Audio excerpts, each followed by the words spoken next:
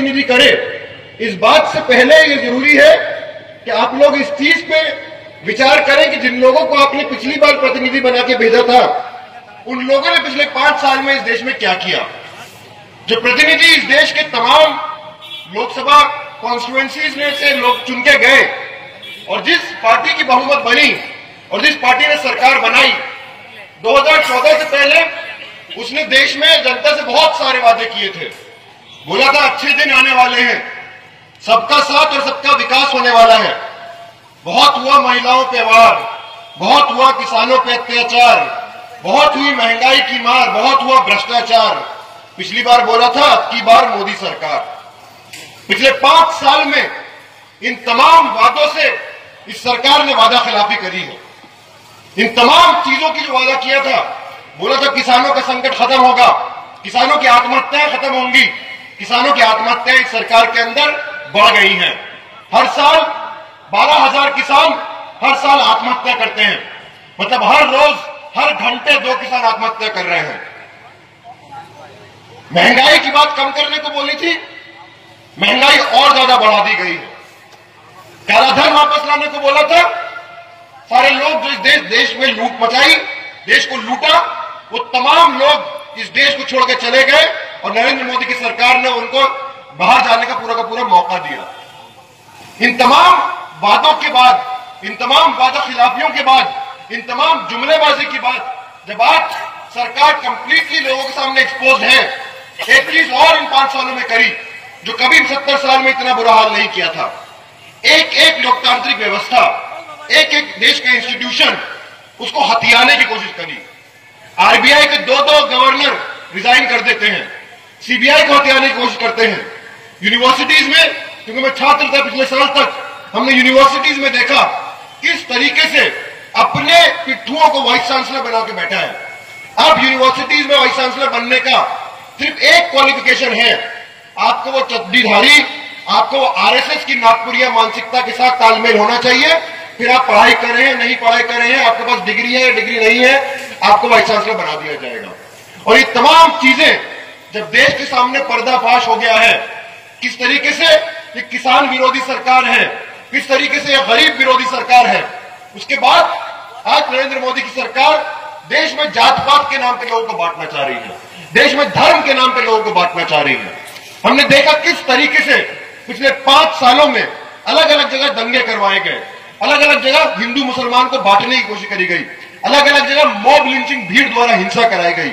हमने देखा किस तरीके से जिन लोगों ने मुसलमानों को, दलितों का कत्लेआम किया, भीड़ द्वारा हिंसा करी, रूलिंग पार्टी के मंत्री उनसे जाके मिलते हैं, उनको माला पहनाते हैं, उनको प्रेरणा देते हैं और ये संदेश देते हैं कि ये सरकार उन लोगों के साथ खड़ी है जिन लोगों ने इस देश में दंगा करते हैं, इस देश में मारकाट करते हैं।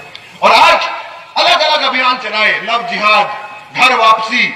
अब वो काले धन की बात नहीं करते, ये बोलते हैं कि मुसलमानों की हम घर वापसी कराएंगे।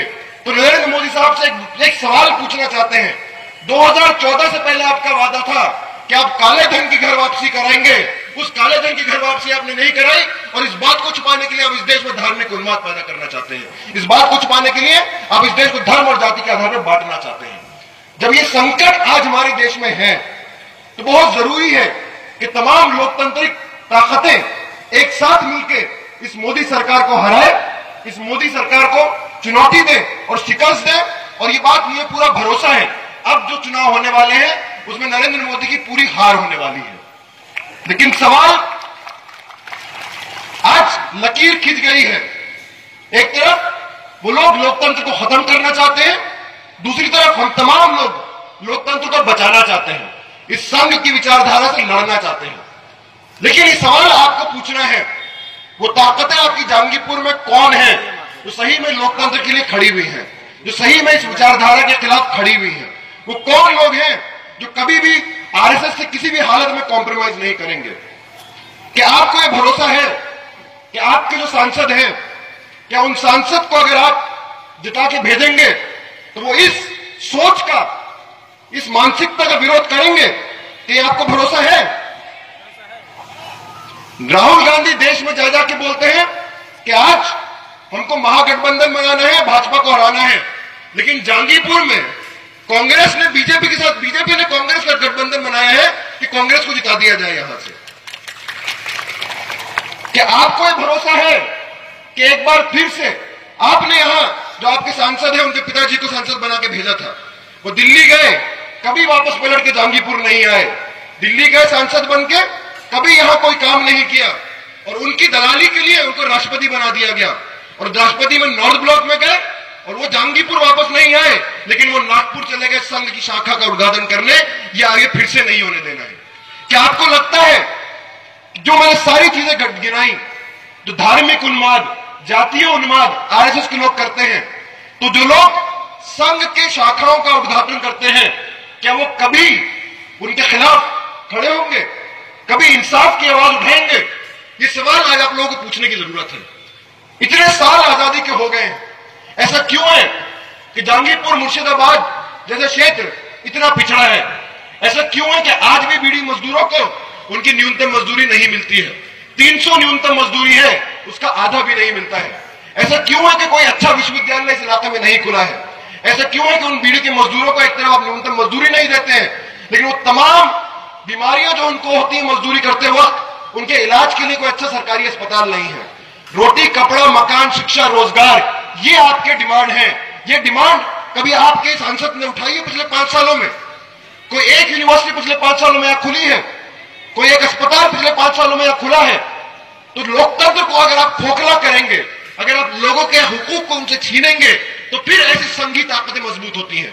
इसलिए जरूरी है कि आप लोकतंत्र को बचाएं।